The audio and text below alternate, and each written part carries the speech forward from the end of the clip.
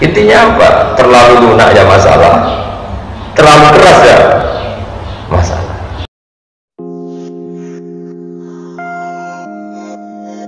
Kemudian berikutnya saya akan terangkan metode dakwah, metode mengelola ilmu supaya lebih baik, lebih manfaat. Ini saya menyitir ini, mohon dibuka halaman tentang apa metode.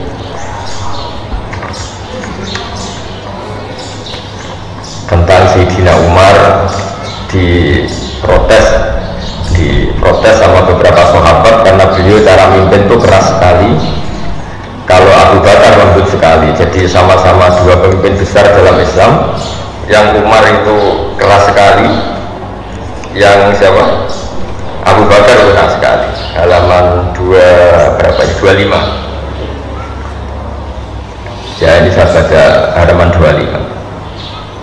Jadi kan Rasulullah SAW kita tahu ketika intaqala ila rafiqil a'la, ketika pindah ke alam itu.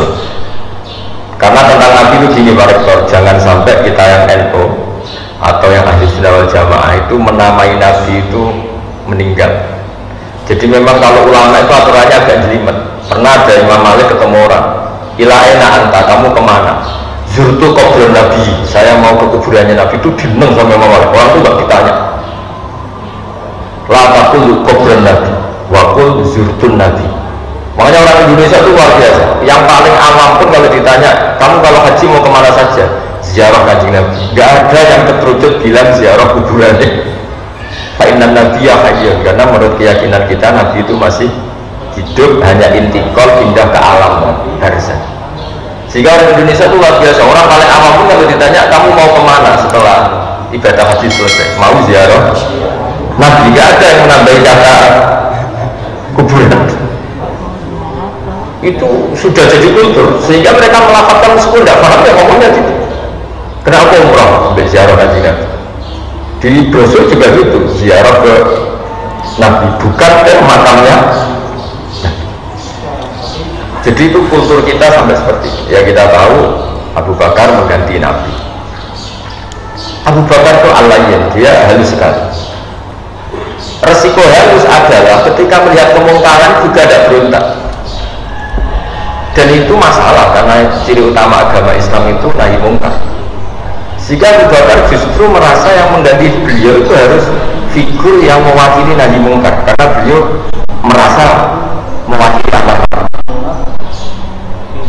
Sehingga sahabat itu kaget sekali ketika ditanya siapa yang menggantikan engkau. Beliau menjawab Umar. Dua figur yang berbeda, perasaannya orang itu nggak akan terlintas. Abu Bakar memikirkan bahwa penggantinya itu adalah Umar, karena ini dua figur yang sangat kontras.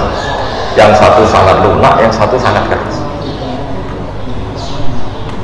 Tapi kenapa akhirnya Abu Bakar itu minta diganti Umar? Kalau kita hidup di Jogja, di Solo, di kultur yang halus, mungkin senang sama figur kayak Abu Bakar. Tapi misalnya Anda hidup di Kolombia, misalnya di daerah narkoba, di daerah-daerah yang keras, Anda akan butuh kayak Sayyidina Umar. Makanya dalam tarikh itu unik. Nabi pertama kali jadi Nabi dan yang Islam sudah ada beberapa, di antara yang tidak Islam itu Abu Bakar. Tapi Islam itu diteror oleh orang-orang kafir. Kalau mengaku Islam dijotosi, mengaku Islam disiksa. Sehingga Nabi itu angan-angan, waduh nak sing Islam melunak-lunak ini repot. Suatu saat Nabi jalan-jalan melihat Umar di pasar dan beliau sedang gulat. Jadi Umar itu preman, jadi kalau gulat itu menangan. Kata Nabi, Allahumma a'izzal Islam di Umar, semoga yang mau Islam yang jenis seperti ini. Betul.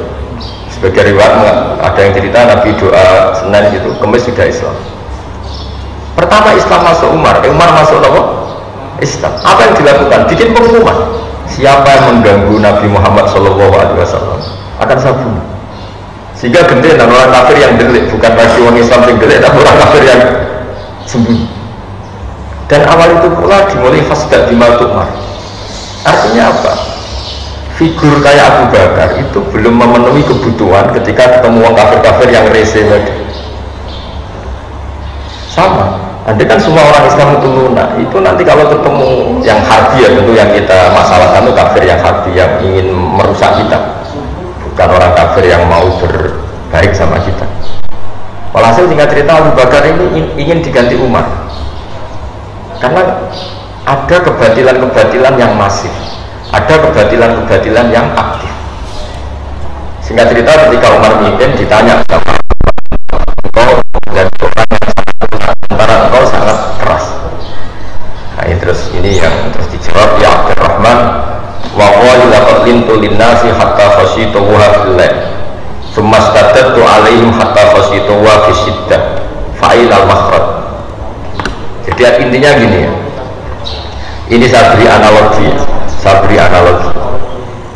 Kalau kita misalnya punya keluarga yang nakal, misalnya yang pergaulan bebas, kalau ketemu paman atau Pak D yang lunak, ngajak pacarnya di situ nggak ditegur, melakukan hal yang haram nggak ditegur, pasti ponakan ini berpikir wah nggak apa-apa, nyatanya Pak D saya nggak tegur.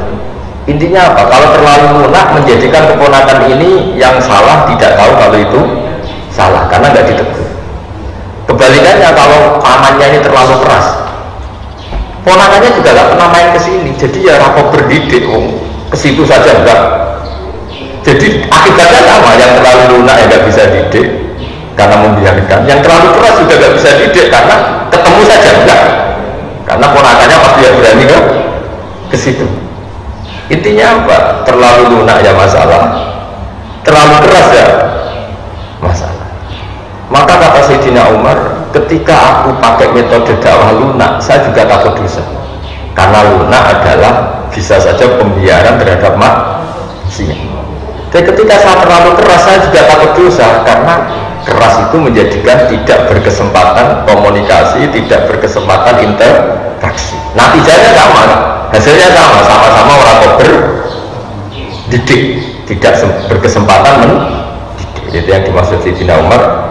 Wa qala laqad lintu linnasi hatta khashitu wa fillah thumma stadtu alaihim hatta khashitu wa fi syiddah. Jadi dakwah yang terlalu lunak juga masalah kayak tadi. Tapi saya ini cerita zaman dulu ya, saya tidak ingin dalam konteks bernegara yang baik itu ada ekstremitas, karena ini kan cerita zaman dulu orang kafir itu sangat ekstrim, mengancam membunuh yang mau masuk Islam, sehingga nanti butuh figur orang kayak Umar yang berani ngancam balik, berani ngancam. Nah kalau dulu kan enggak, gara-gara belum ada Umar, Abu Bakar CS ini hanya jadi objek intimidasi orang kafir. Tapi gara-gara Umar masuk Islam, gantian Umar yang intimidasi mereka, dan barokahnya itu kemudian Islam nggak diganggu lagi. Nah artinya kita sebagai ini kebutuhan macam-macam. Makanya terus di fikih disimpulkan, jika ketemu orang kafir yang harbi, yang keras, kita boleh keras. Makanya qatilul ladzina yuqatilunakum, perangi mereka yang merangi kamu. Sehingga ulama dulu yang merangi Belanda, merangi Jepang, karena mereka merangi kita. Tapi kalau mereka tidak merangi kita, tentu kita kemana-mana merangi mereka. Nah bayangkan misalnya zaman Belanda jajah kita, Jepang jajah kita, terus kamu fatwa yang lemah lembut, ya repot. Zaman itu ya nggak jadi merdeka dengan fatwanya seperti itu.